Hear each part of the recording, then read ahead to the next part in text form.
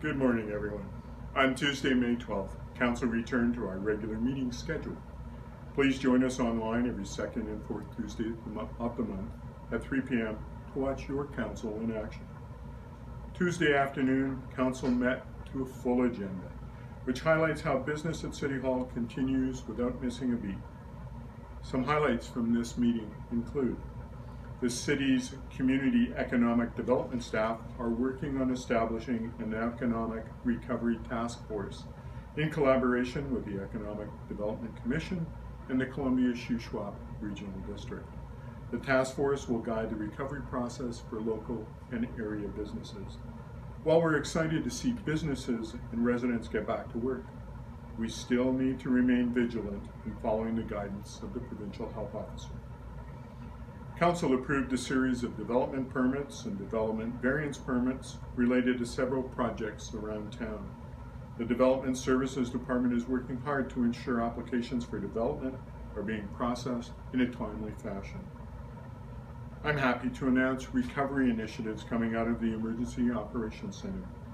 The use of kitchen facilities at the rec center have been provided in kind to Community Connections to use 4 to 5 days a week to prepare meals for the food bank.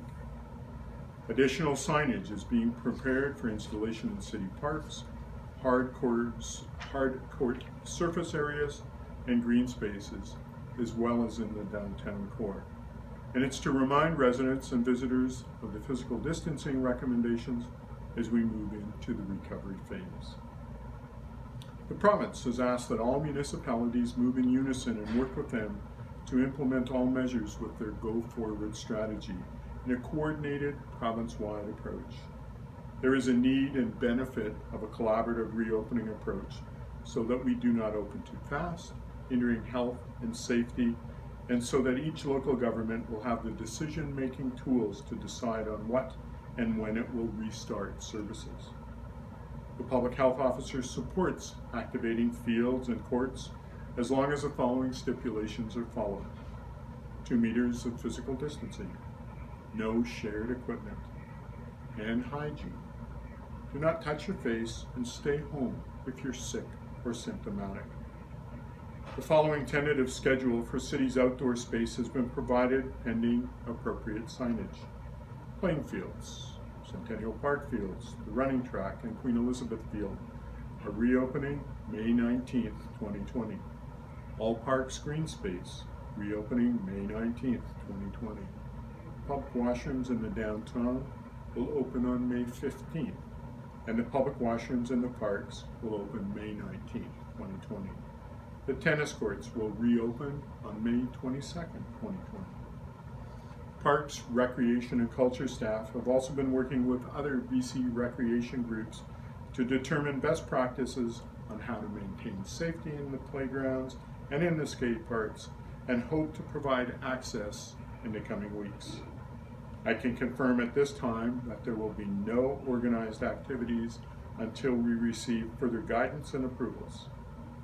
In addition to the outside recreation areas, staff have been performing annual maintenance in the Aquatic Center now instead of the usual September shutdown.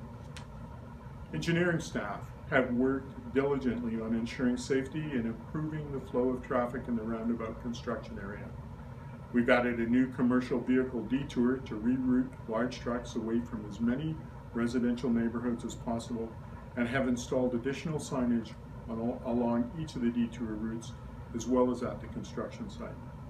Remember to give yourself some extra time to get to your destination. Slow down and obey all signage and traffic rules.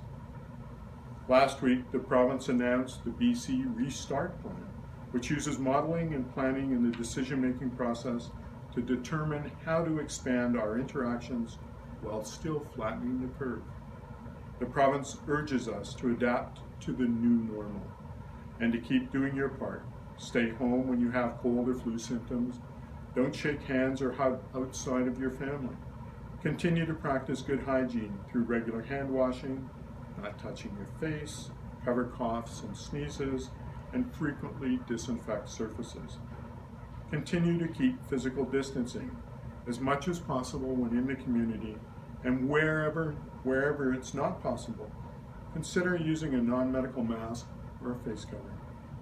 We know that all of us have been affected by this pandemic, so I continue to encourage you to self-police, take the required precautions, and please be kind to one another.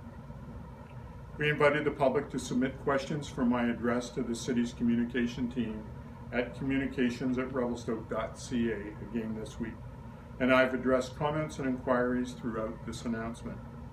Please keep the questions coming. As we go into this long weekend, the best vacation is a staycation, staying home in our own region.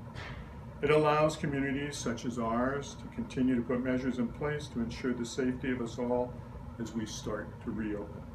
Today, I give each one of you a virtual hug and a big thank you for supporting individuals and families as well as our local businesses.